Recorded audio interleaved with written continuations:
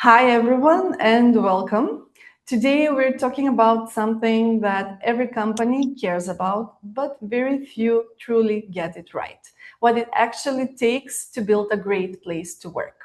And I'm really happy to be joined today by someone who doesn't just talk about this, but has been designing it across industries, cultures, and some of the most complex environments in the world. Rhency Padilla is the founder of Perky People, a chartered fellow of the CIPD, an NLP coach, and someone who spent over 20 years shaping employee experience from airlines to government to luxury retail and now across the Middle East. Rhency, welcome. It's great to have you with us. Thank you so much, Anna. Thank you for having me. I'm really excited about this conversation. Me too. Personally, I always enjoy the conversations that we have. And this is a great opportunity to do like a deep dive and truly not only get to know each other, but also get to talk about very important topics connected to creating happy workplaces. So I'd love to start from your journey because, as I mentioned at the beginning, you've seen very different worlds. You've worked in different environments like airlines, like luxury retail, completely different worlds. But when you look across all of that experience, what's that one thing that consistently makes a workplace feel great, regardless of the industry? I really like this question because I have a personal story about this one. So, like me moving from airline to government to tech to banking to retail, FMCG. I remember there was one story where I was working with a client. It was an airline, and they were saying like, "Oh, but you don't have experience in this field, blah de blah de blah." And I'm like, I mean, experience is experience. Like, it doesn't really matter what the industry is. Maybe the uniforms will change. Maybe, the pace will change, or even the language that the people use in their industry might change. But one thing actually will not change. And this is something that I have seen across the different industries. It's that people want to feel that they matter in the organization. Like for example, with this company that I work for, it was a tech company in Dubai where we started with like nothing. And because, like people say, like tech company are moving so fast compared to other industries. So like when I work with clients, usually they will tell me, no, but we are very different. Like for us, we move fast. And the other was, no, we are so different. Like for us, we need a flair, especially when you work with luxury. For us, we have this flair, etc., etc. But actually, what they're saying is they want that experience. So when I worked with this tech company, they didn't have anything. So we started introducing a more structured way, to example, onboard people. The first question that we ask is, what sort of feeling? What do you want people to feel when they first join your organization? Because when you ask the question of what you want people to feel, then you can start thinking about like, okay, so what I want them to feel is happiness. I want them to feel, welcome. I want them to feel like warmth when they come to the offices. So now that you know how you want them to feel, the next step would be, now what can we do to create that feeling? Exactly. Because when you start with like, what activities do we do, then you forget about the experience that you want to create. So in summary, across all the industries, the thread of creating that great workplaces is around human experience, because people want to feel seen and people want to feel valued and heard in the organization. So yeah, so for me, that's the common thread, regardless of the industry and regardless of where you sit in the organization. Every human just wants to feel seen, heard, and also valued.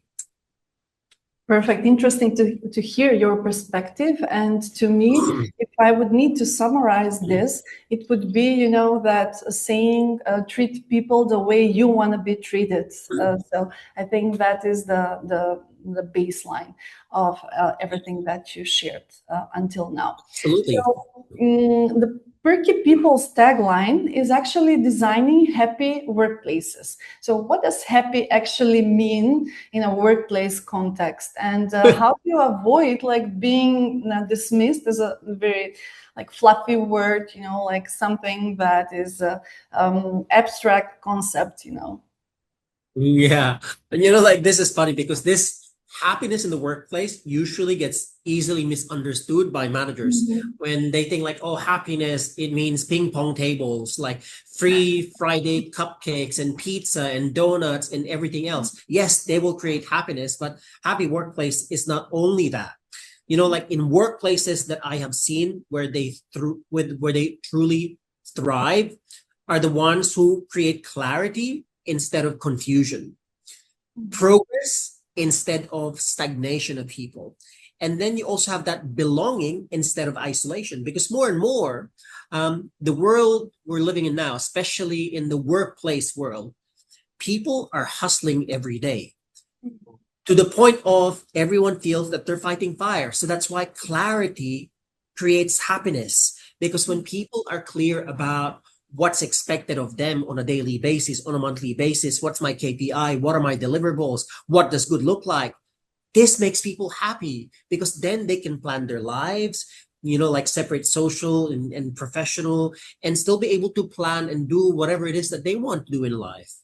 And then when you talk about progress instead of in stagnation, this is also happiness, because most of us, or if I can maybe say, a lot of people that I have worked with, both like entry level all the way to the CEO C-suite level, people want progress. People want improvements, both personally and professionally. So when you feel stagnant, when you feel stuck in the organization and you feel like you can do so much more, but you're prevented from doing something, then this creates unhappiness. But when people feel that you're utilizing their full potential, their skills, their talents, their capabilities, that's progress. And you make people happy by doing something like that. And the most important thing that I've seen is around belonging versus isolation. We work 9 hours a day in, you know, like sometimes in a 4x4 like cubic office. And sometimes you're there alone by yourself, or sometimes you're just in a telephone booth, like in meetings all day, every day. You can feel lonely even if you're working with hundreds of people in the office, because there's no sense of belonging, there's no sense of connection. So when we talk about belonging and connection, it's not only like people inside the offices, but actually people genuinely making connections, and people feel that they belong in this community of people working to working in an organization, wanting to achieve like similar goal. So I think these three things, clarity, progress, belonging, are what happiness in the workplace really looks like. And mind you, because I mentioned earlier that a lot of managers, they see happiness as, you know, like this fluffy HR work where you're driving all the fun things in the workplace. Yes, they do help. But happiness, in fact, is a leading performance indicator. That's why at Perky People, when we say like designing happy workplaces, because it's tried and tested, it's proven already. When people are happy, people are more creative. And when people are more creative, people can actually solve more problems because they can come up with different ways to solve problems. So there you go. That's happiness in the workplace, at least from my experience and from what I've seen in the workplace, working with different organizations. Yeah, and those are some really great insights, Rhency. So in general, we can say that clarity, progress, and belonging, all of them create happy employees. And in a way, happy employees create value in the end. And Yeah. that's, like a two-way street when you continuously contribute towards something and you also get back in return. Excellent, thank you.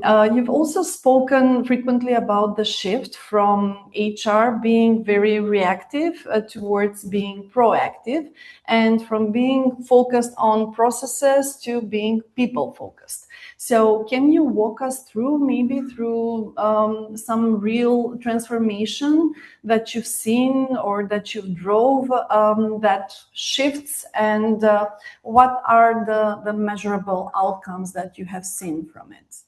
Yeah. So I've worked with a startup company in Dubai where they're growing, and when you're growing you tend to like start sometimes either you're very rigid with following the processes, so you have all your HR policies in place, like let's make sure we do all of that.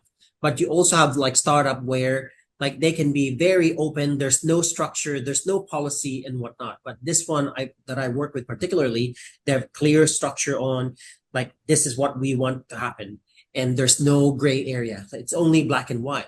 Like problem with that is people are not robots, people are not machines where you can expect them to just do A B C D F G and expect them not to make any mistakes. So again, like when you look at transforming workplaces, we need to look at what are the key touch points in the employee life cycle. You need to agree as a collective of leaders within your organization, in particular this one, on what are your priorities this year, in the coming years, in the coming 3 years, in the coming 5 years. So what I've done with this organization, this startup organization, was okay, so what's the biggest problem you want to solve in year one? So they said like, oh, our problem is we're recruiting a lot of people, but they're leaving within 6 months. We don't know what's the problem. So then after looking at, okay, let's map first, what are the important life cycle touch points for your organization? So we looked at onboarding, recognition, pre-hire, like recognition, offboarding, etc., etc. And then we agreed, like, actually, the biggest problem are in the onboarding phase of people, because either there was a disconnect with the job description that they were interviewed for, or it's not exactly the job that was sold to them during the interview. So I help them design that onboarding experience. So again, going back to what experience do you want people to feel, to experience during their first 90 days in your company, and then map out the process, layer it with what are the tools available, what are the systems in place, what's the technology in place, and then from there we tweak and sometimes redesign the existing process to make people feel what they want. They said want people to feel in their onboarding program. So as a result of that redesigned onboarding experience, I think less attrition happened in the last in the first 6 months of people in the organization. And then obviously the engagement scores of people within the organization, particularly people who were recruited new into the organization, the engagement were actually significantly higher because they have clarity, they feel that they belong to the organization, but they also feel that they are progressing even though it's in the early stages of the organization, because people now feel that they get the support that they get from their managers, from their peers, from their colleagues, but also everyone's making them feel welcome. It's not very rigid, like you do my job, I do mine. This is HR policy and whatnot. So I think in summary, when you look at any transformation in the workplace, again, look at what are the specific moments in the employee life cycle that you want to design.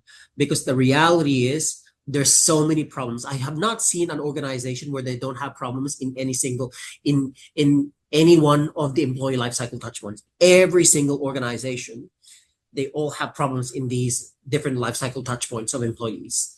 It's a question of what do you want to prioritize this year, in the coming years, and then solve them one by one.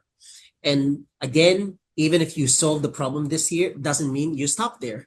Because when you talk about transformation, it's gradual. So whatever change you implement this year, you might have to relook at that and revisit that next year to see if it's still serving its purpose. Because if it's not serving its purpose anymore, then you might want to do some tweaking again, because people change, organization change, people, especially in the Middle East. I think we tend to pivot a lot, because of, whatever's happening in the region. So yeah.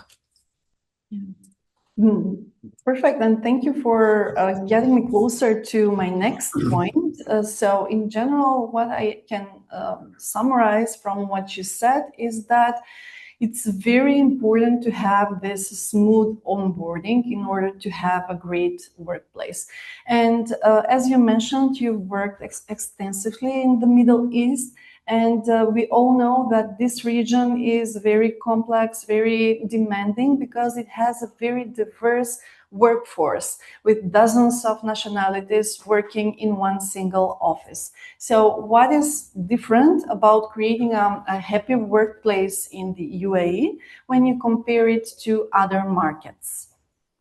I think very different, because, like, for example, like in New Zealand, where yes, you do have very different nationalities, but predominantly people were born in New Zealand. And it's different there because everyone has that culture of more laid back, relaxed, that type of thing. And they don't have to worry about the cultural nuances. They do, but not as big as the ones in the Middle East. Whereas in the Middle East, in particular the UAE, just like all the other GCC countries, it's like a live experiment of global collaboration. Because in a team of 20, or in a team of, I don't know, yeah, in a team of 20, you could have also 20 different nationalities. So this means when you create an experience for 20 different nationalities, you cannot have like a uniform approach to everything, because what might be good for one might not necessarily be a good experience for other people. So it's the intentional cultural translation of things. So for example, recognition or feedback. So recognition, some people love like public praise. Other people like to have like one-to-one praise. Other people want, like vouchers and cash. Other people want to have like FaceTime with the most senior leader in the organization, you know?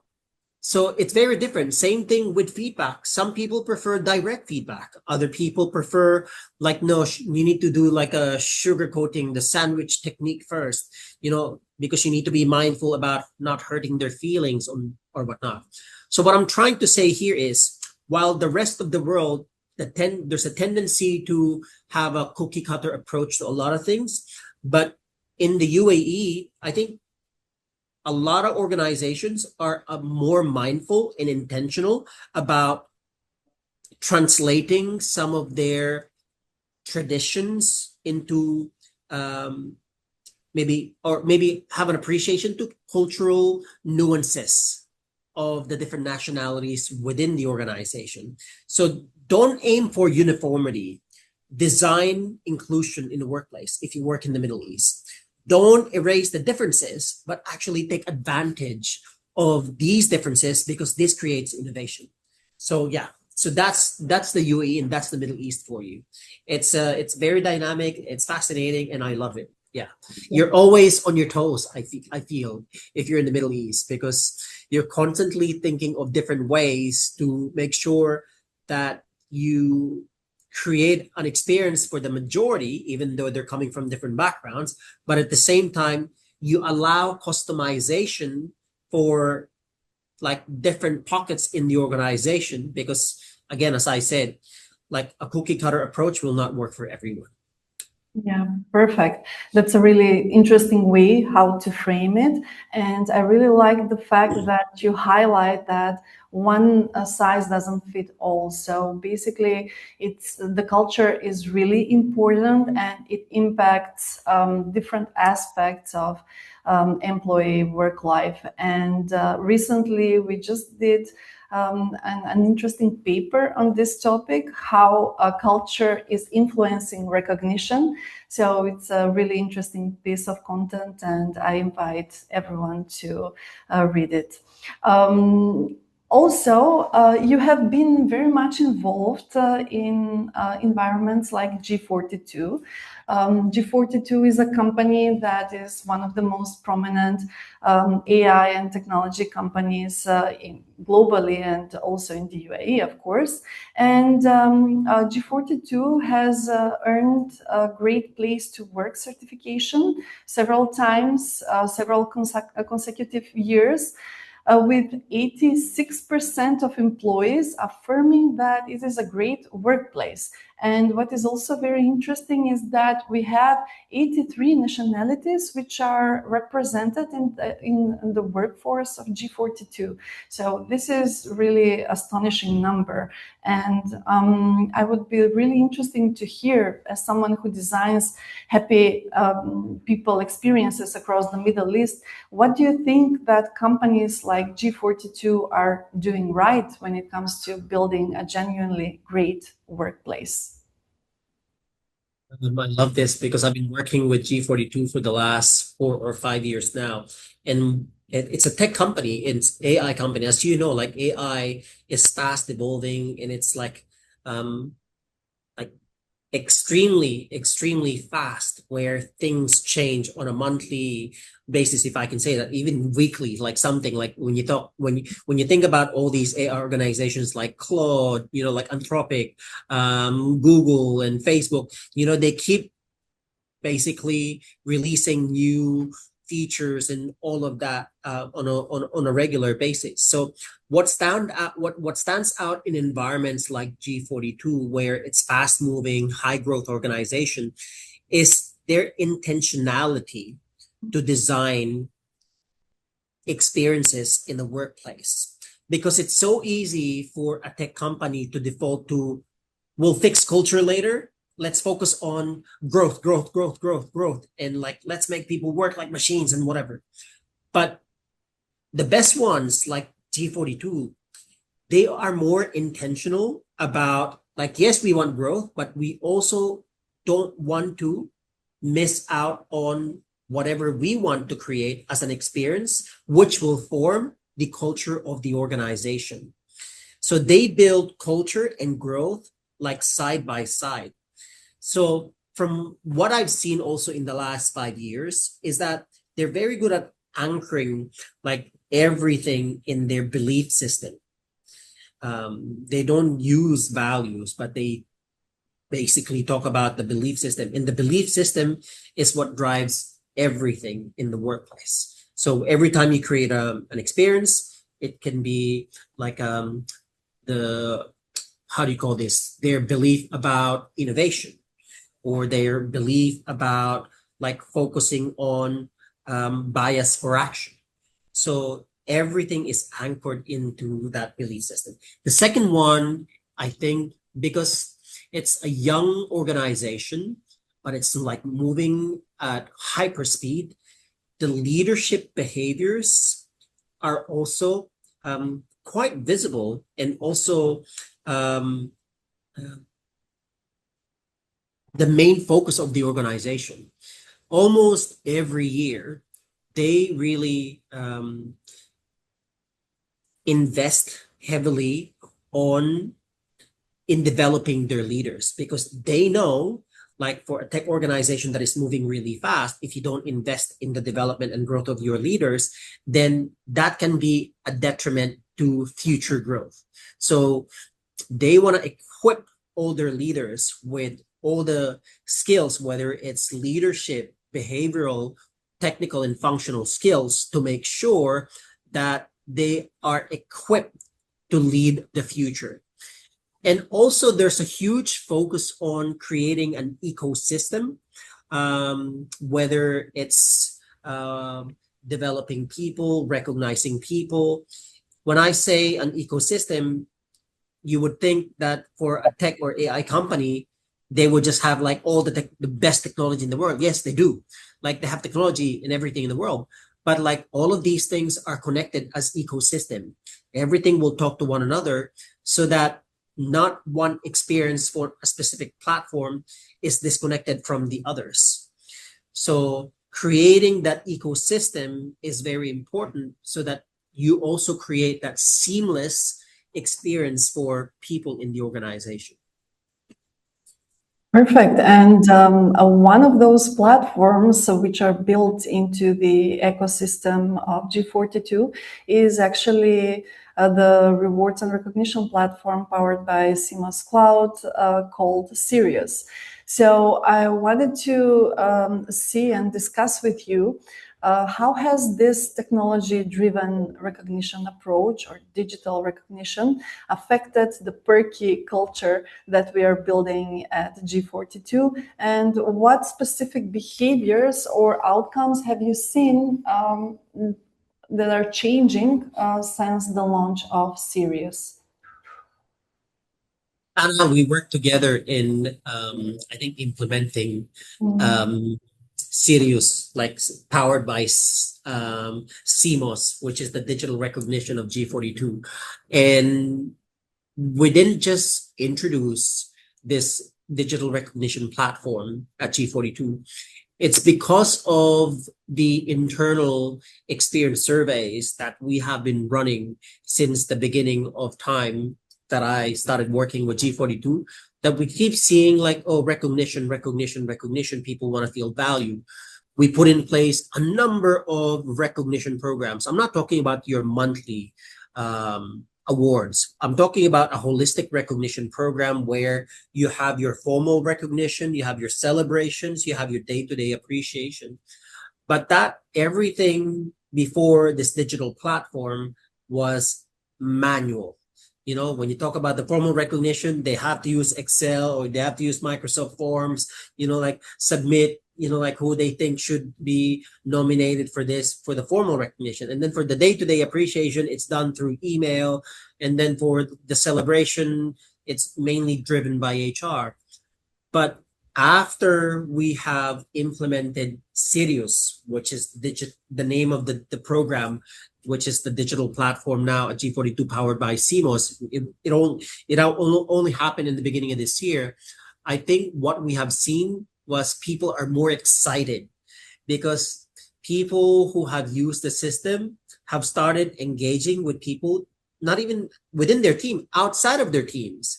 Because within the platform, you have the, how do you call that? The monetary formal recognition program that we have designed, but you also have the non-monetary program, which can be used on a day-to-day basis, and then you can create celebrations and whatnot.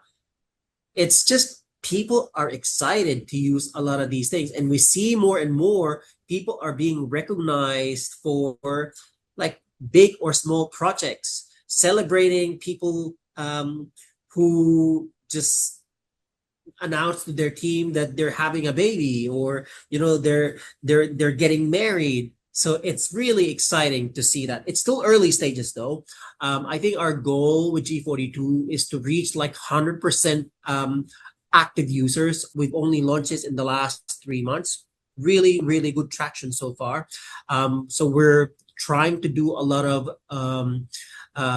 campaigns and activations on a monthly basis to, again, make sure that people see it front and center. Because when you implement a platform like Semos or at G42 called Sirius, it requires like a change management plan, because you want to break the old habits and allow people to form new habits.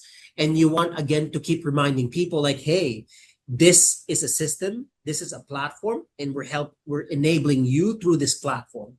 So I think we are at the stage now, we're just being mindful about all the campaigns and activations that we're doing on a monthly basis, so that people are reminded that these things exist, and then showcase also some of the things why people are being recognized or what people are being recognized for, to inspire other people to use the platform, but also recognize and appreciate people more regularly, more frequently. Yeah. Thank you, Rhency, for all of your kind words, because I really like the division that you made between having a day-to-day recognition on a more regular basis, and also having a formal recognition, like distinguishing clearly between the two of them so that employees know where and when to use each of them.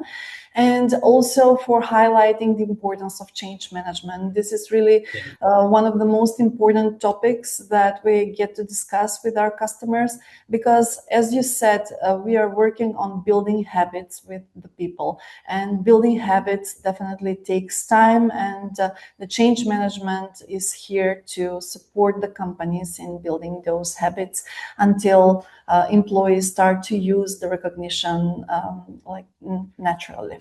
One of the unique features of Sirius is also the ability for peers and managers to recognize contributions in real time, which are tied to specific company values, company behaviors.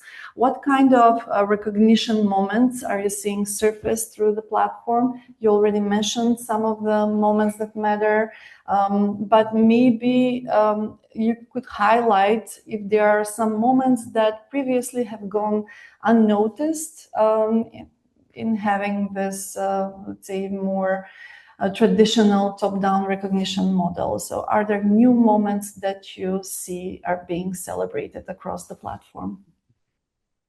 What's interesting, because I get the weekly report, just, like, I'm very curious on, like, where and what people are being recognized for. From what I'm seeing, some of the most powerful ones I think that I've seen where people are being recognized are the quiet contributors. So these are the people who don't necessarily get recognized on a day-to-day basis because they were not part of the big project, or they were not a part of the high-profile initiative. These are the ones who someone was on holiday, they step in to contribute because their teammate is under pressure. So that's actually quite nice to see. Like a manager saying to their team member, like, that was well done. Thank you for stepping in the absence of this person, even though the person was not required to do that. The person stepped in. And because on the platform, you have the social wall and everyone can see that. So you can imagine the impact of that in inspiring other people. The other one is around cross collaboration, because you have the capability to recognize people outside of your team. G42 is a group of companies, and there's multiple companies who are part of the program. So you can even recognize people outside of your company in another company within G42. So that is also really, really cool. And then the usual living the belief system of G42, where we're trying to encourage people to maybe highlight some really cool stories about how people are living the belief system of G42. So yeah, because in traditional recognition programs, I would say you won't normally see a lot of these things. Yes, maybe some managers will see that, but not everyone will notice any of these things. But because you have a platform like this and you have the social wall where everyone can see, then you're making things more visible to people. Yeah. And this is a very interesting answer, and one that I personally love, because as you were speaking, I went back, in my memories when we were discussing the actual design of the platform. And I remember that we had a lot of discussions about whether we should have like separate instance, separate platform for each of the companies, or whether we should use one. And in the end, it was decided to use only one instance where all companies can recognize each other. And actually, I'm really like that. I hear this as one of the advantages that you've seen from using the platform, like highlighting that cross-functional and cross-company collaboration. Yes. Thank you. No, thank you, by the way, for your help and the team's help, because I know it was I would say it was a long setup phase where there's a lot of tweaking that need to happen, but I'm glad we did all of that to reach where we are now. So thank you. Thanks for your help. Yeah, anytime. Recognition is frequently the missing link between having a great workplace programs and also people actually feel valued. From what you've observed in G42, what makes the difference between a recognition program that is just noise and a recognition program that genuinely drives engagement, genuinely drives that feeling of purpose of belonging within the companies, especially in such a company like G42 working in high-tech environment? I think from what I have seen, compared to like the older program where it's just noise, I think what I'm seeing more is around impact on three things. One is the specificity of the recognition, because we're more intentional about the recognition. So you have the formal recognition, you have the day-to-day appreciation, which is your spot appreciation, and you have the celebration. And then obviously within the platform, like I think it's the platform or the system or AI will tell you that your Mhm. message is too generic. So because telling someone like thank you, great job, we do this on a daily basis. But when you highlight specific behaviors, specific actions, and what the person has done, then recognition and appreciation, they become more meaningful. And people value that a lot more. So I think that impact of specificity. The second one perhaps is around the frequency, because I think from what I'm seeing at G42, a lot of people, especially the ones who are very active on the platform, they like to be seen in public. People Mhm. value that praise in public. So when someone is being praised on a regular basis and then it's shown on the social wall, like it gives them a sense of pride and appreciation for the work that they do, especially if it's coming from different people in different companies who are participating within the platform. So it now becomes an appreciation that is not only happening once a year or once a month or once every quarter, because in the past, G42 had a quarterly, semi-annual, and annual recognition program. But now you don't have to wait after 3 months or after 6 months or after 1 year before you get recognized. Basically now you can be recognized on a daily basis if, and by anyone across these three different organizations, because it also promotes that cross-company collaboration. And I think the third one, because it's highly visible with a lot of people when you go to the platform, is the authenticity of someone recognizing or appreciating someone. Because you don't want to go on the platform and just say thank you. One, like the platform will tell you this is too generic. Like it will give you that score, right? And then it will tell you suggest improve this and that.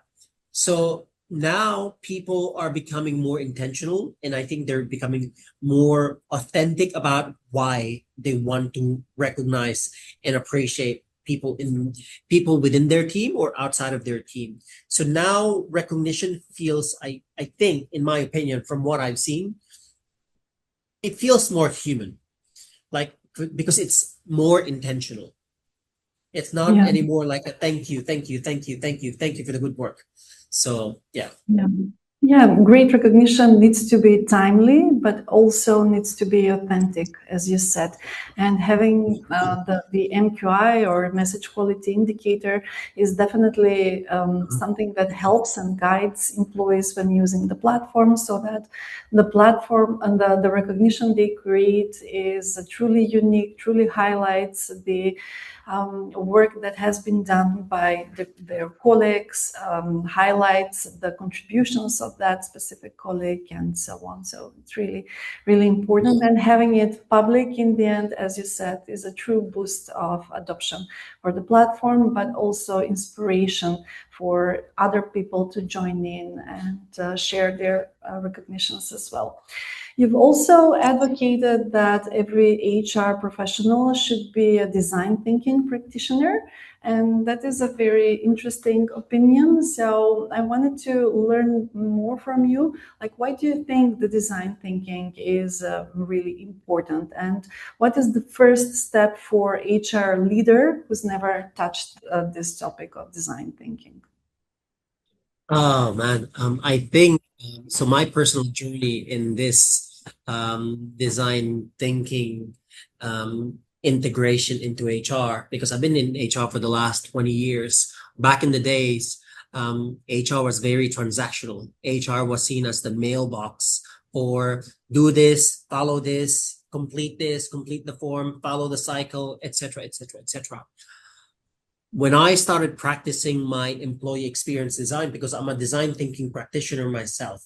So in everything that I do, I use the design thinking methodology, but also mindset in how I design workplace experiences. What it means is you want to understand the real needs of people first. Okay. You're not just going to launch a campaign, a program, a course, or an experience just for the sake of doing it.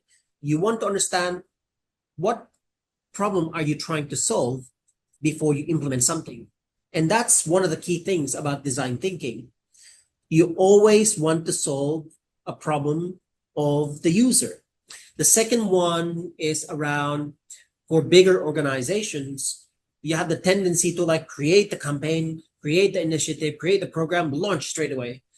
But when you practice design thinking as an HR professional, you become more comfortable testing the idea before you scale it, which means you're going to start it out with one company or one department for a few months, for 6 months, before you say like, yes, I'm going to do this with all the 10 companies of the group, because you want to get real feedback from people on the user experience and the actual use case of whatever it is that you're implementing, whether it's a system, a tool, a platform, an initiative, a campaign, a program. And then the third one is back in the days, HR used to be doing all the problem solving because HR has to solve all people problems. But when you really intentionally live and breathe design thinking in your practice as an HR professional, you are more inclined to involve people in not only just understanding the problem, but involving them in designing and shaping the experiences in the workplace. So, which means you no longer feel the pressure and the burden of you have the solution for everything. Because when you work with people in the organization, not only in finding the problem or understanding the problem, but when you ask them, like, what would you like to see change in the workplace? Okay, from that, what suggestions do you have? Then you're enabling people to be part of designing that experience. They're not going to be just passively complaining and blaming HR for everything because, well, you said you want this change, so we're implementing that change because this is what the majority says. So involving employees in shaping that solution.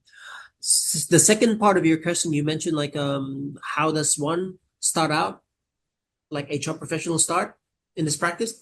I think the you don't necessarily have to do a design thinking certification. I mean, you can do a design thinking certification if you want to. But one thing what I would say is start talking to your people. Don't just sit at your desk and expect like people will come to you. Not even through surveys only. Yes, even if you're running surveys, start having conversations with your people, with your managers, with your employees. Understand from them whatever it is that you want to solve, whether it's onboarding, recognition, training and development, performance management, compensation pay, whatever it is, understand, or even process and policy, understand what's frustrating you in this particular subject, what's working in this subject, or what would make things better. What would you like to see change this year? Because by asking people these questions, this will shift people to somehow be part of the solution and then contribute more rather than they think like they need to be served. And this is how, and this is why also design thinking encourages and promotes co-creation of workplace experiences in the workplace. Interesting perspective, and I truly believe that talking to the people is extremely important, and asking those questions, no matter whether the answers are easy to digest or not, but that is definitely the starting point in designing happy workplaces. And I believe that you talk a lot about co-designing experiences with the business, not for the business. And in practice, how do you get, let's say, busy executives, leadership, and on the other side, let's say, frontline workers, to sit in the same room and to co-create? What's your secret in making that work? Before I answer that question, honestly, I think like the common myth and the most common myth about this co-creation is HR or people in general think that everyone's too busy to participate. When you practice design thinking, they're not. Yeah, like people will make time for something that they see value in. So if they're interested in like, yeah, they're going to be creating this new program, or they're going to be revamping the performance management, people will participate. Because if people are complaining a lot about these different things, when you involve different people, chances are high, like they have something to say about that. So people are never too busy to participate. The key thing, I think, in getting leaders and employees participate, because I run a lot of workshops on a regular basis. Like almost every month, I have workshops for different things to make sure that, like I understand what the problem is and what changes they would like to see and all of that. The key here is how you design your session. You could be doing an online session, workshop, focus group, co-creation, or you could be doing also an in-person one. Whatever your choice is, don't spend full day doing all of that. You could be intentional by time boxing things, maybe break it down into pieces. Sometimes you could easily just do 1 hour, 60-minute like time box sessions on understanding what's working, what's not working, what can be done differently. So understand what you want if you were to involve leaders and managers. And then from there, okay, so I want input from them on the problems. Then you can do that in 30 minutes, in 60 minutes. But also maybe in the same session, I don't want them to just give me the problems, but I also want them to tell me what are the solutions. You can do that also. But maybe you want more. I want them to tell me the problem, the solution, but I also want them to tell me what are the priority activities for this year. You can do that, because from the priority, you can ask them from the list of the problems, the list of the solutions, what do you want to prioritize this year? Because I cannot solve everything for you. So if you want these three things, you can easily do that in 60 minutes, because there are frameworks and methodologies that you can use as a design thinking practitioner or as a master facilitator to make any workshop, whether it's online or face-to-face, like very, very seamless, but also easy for people. What people don't want is when they participate in these sessions is a waste of time where you're doing 6 hours, 8 hours, and like there's no structure. There's no end goal. There's no objective to things. So I think that's very important. Move away from slides, focus on like really working with them, understanding what you want from that session. Yeah, and this is a very interesting answer once again, because you've clearly, in a way, described the way we approach towards the implementation processes that we lead when creating a platform for a certain customer. We truly sit down with the customers. We try to understand what are their pain points, what are their needs. We always use a specific framework that is helping us lead that discussion. And in the end, we prioritize. And I think that is probably the definition to having a successful project as well. But let's zoom out a bit, because everything we've discussed so far is happening at the same time as a massive technological change that we see in this environment. We are witnesses that AI is rapidly transforming also the way HR is working. You've noted that 84% of the UAE businesses are actually prioritizing AI skills. So where does the human element remain here implaceable? Where is the human in the loop that cannot be replaced? And also, where should we embrace technology? Um, with G42 and like everything is so fast and everything's AI, right? So AI will absolutely improve and transform speed and efficiency on how we deliver things. And I think it should. It should, because like when you use Claude Code, Claude Cowork, all of these things, like a work that in the past could be done in like 2 weeks, 3 weeks, 4 weeks, 1 month, and so on and so forth, now can be done in hours, in minutes. And that's like transformational, right? So, because it can personalize learning, it can streamline your HR processes or any processes in the organization, but it can also help you predict some of the trends.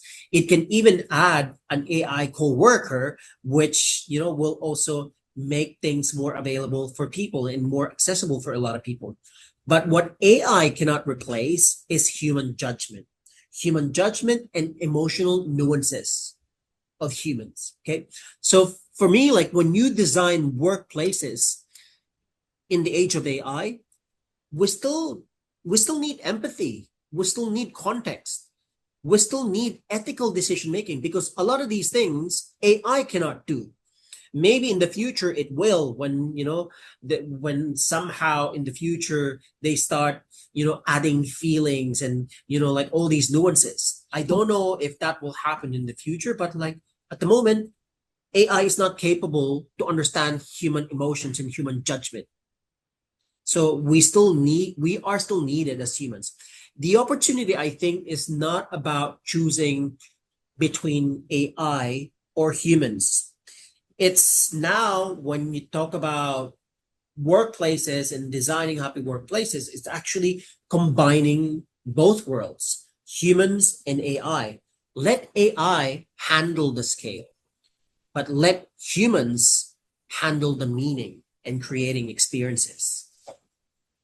Love this. If you could give maybe one piece of advice to a CEO who says our people are our greatest asset, but on the other side hasn't invested in the employee experience, what would you tell them? Uh, you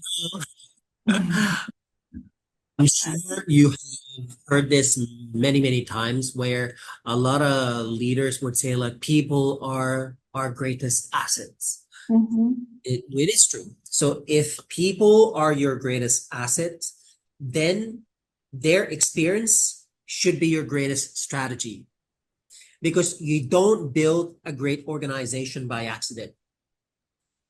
You design happy workplaces. Start small and be intentional about what are these things that you're starting small with, and then scale it later on.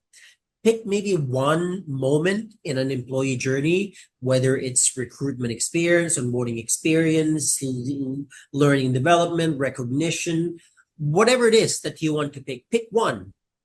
And then from there, be intentional in understanding what's working, what's not working, what would you like to see change, and what's your desired experience for people into the future.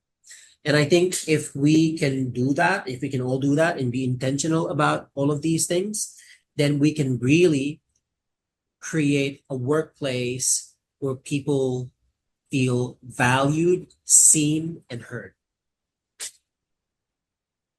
Perfect. Thank you so much for sharing this, Rhency. As we are coming near the end of this interview, this discussion, I would like to switch gears for a minute because I have prepared several short and very punchy questions. So I wanted to see your opinion and your advice on it. Are you ready? Yes, go ahead, please. So, best book on workplace culture that you would recommend? Ooh, I think Drive by Daniel Pink, because I love his, like concept around sense of purpose, mastery, and autonomy. And, that's my guiding light to everything that I do in creating and designing a happy workplace.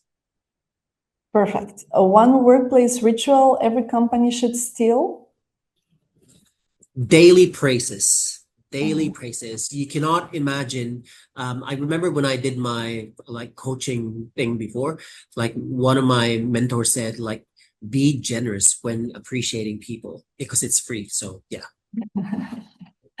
The biggest HR myth that needs to die?